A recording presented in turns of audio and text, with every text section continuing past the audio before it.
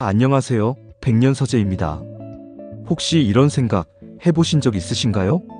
요즘 소변이 자주 마렵고 한밤중에도 자주 깨서 힘들다. 전립선이 문제라는데 나도 그런 나이인가? 자위는 이제 나이 들어서 그만둬야 할까? 그런데 여러분, 놀라운 연구 결과 하나 알려드리겠습니다.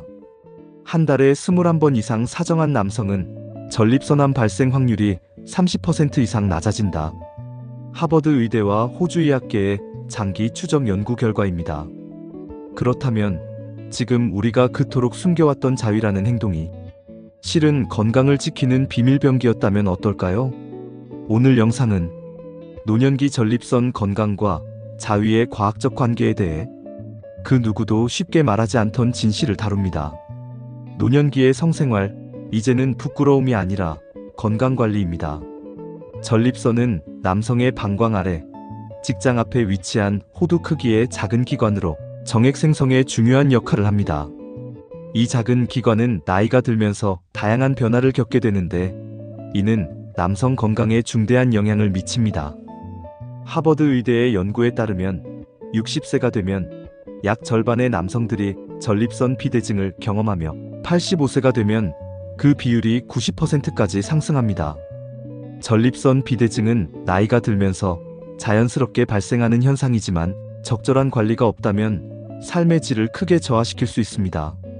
노년기에 접어들면서 전립선 건강은 남성에게 더욱 중요한 건강 지표가 됩니다. 전립선 문제는 크게 세 가지로 나눌 수 있습니다. 전립선염은 전립선의 염증 또는 감염 상태입니다. 전립선 비대증은 전립선이 비정상적으로 커지는 상태. 전립선암은 전립선에 발생하는 악성 종양.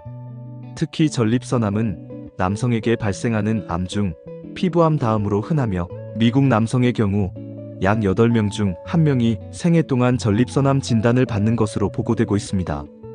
이는 60대 이상 남성의 건강관리에 있어 전립선 건강이 얼마나 중요한지를 보여주는 통계입니다.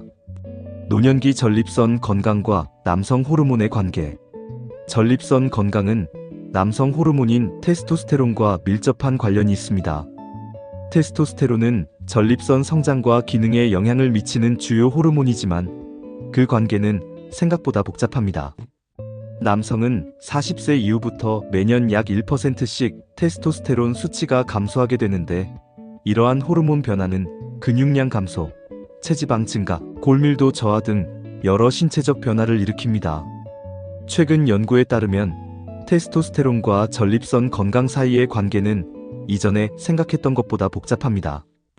테스토스테론이 전립선암 발생에 직접적인 영향을 미친다는 오래된 가설과 달리 최근 연구들은 생리적 범위 내에서의 테스토스테론 변화가 전립선암 위험과 뚜렷한 연관성을 보이지 않는다고 보고하고 있습니다. 이는 테스토스테론이 전립선암의 발생보다는 이미 존재하는 암세포의 성장에 더 영향을 미칠 수 있음을 시사합니다.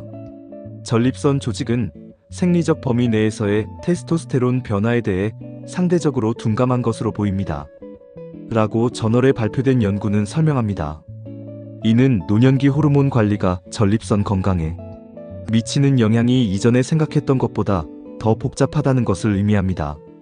사정 빈도와 전립선 건강 놀라운 연구 결과.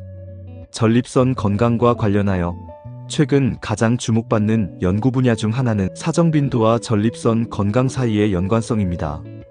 하버드 의대에서 진행된 건강 전문가 추적 연구는 29,000명 이상의 남성들을 대상으로 18년간 진행된 대규모 연구로 사정 빈도와 전립선암 위험 사이의 관계를 분석했습니다. 이 연구의 결과는 의학계에 상당한 반향을 일으켰습니다. 한 달에 21회 이상 사정을 한 남성들은 한 달에 4에서 7회 사정한 남성들보다 전립선암 발생 위험이 31% 낮은 것으로 나타났습니다. 호주에서 진행된 또 다른 연구에서도 비슷한 결과가 확인되었는데 주당 4.6에서 7회 사정을 한 남성들은 주당 2.3회 미만으로 사정한 남성들에 비해 70세 이전에 전립선암 진단을 받을 확률이 36% 낮았습니다. 연구 결과는 빈번한 사정이 전립선암 증가 위험을 나타내지 않는다는 것을 보여주었습니다. 사실 그 반대였습니다. 높은 사정 빈도는 전립선암 위험 감소와 연관이 있었습니다. 라고 하버드 연구는 결론 짓고 있습니다. 이러한 보호 효과가 발생하는 메커니즘에 대해 여러 가설이 제시되고 있습니다. 전립선 정체 가설은 사정을 통해 전립선 내부에 축적될 수 있는 잠재적 발암물질이나 독소가 배출된다는 이론. 호르몬 조절 효과는 규칙적인 사정이 전립선 내 호르몬 환경에 영향을 미쳐 암 발생 위험을 낮출 수 있다는 이론. 전립선 조직 건강 유지는 규칙적인 사정이 전립선 조직의 건강한 재생과 기능 유지에 도움이 된다는 이론. 특히 주목할 점은 젊은 시절 20, 30대의 높은 사정 빈도가 수십 년 후에 전립선암 위험 감소와 연관성이 있다는 것입니다. 이는 전립선이 발달하고 성숙하는 초기 단계에서의 활동이 장기적인 건강에 영향을 미칠 수 있음을 시사합니다. 사정과 전립선 건강의 연관성에 대한 연구 결과는 노년기 성생활, 특히 자위에 대한 인식 전환을 가져오고 있습니다.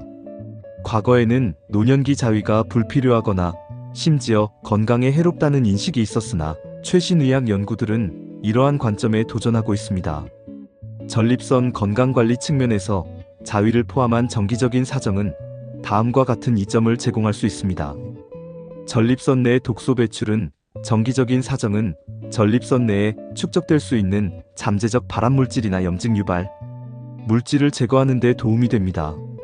전립선 순환 개선 차원에서 성적 활동은 골반 부위의 혈액순환을 증가시켜 전립선 건강에 도움이 될 수 있습니다.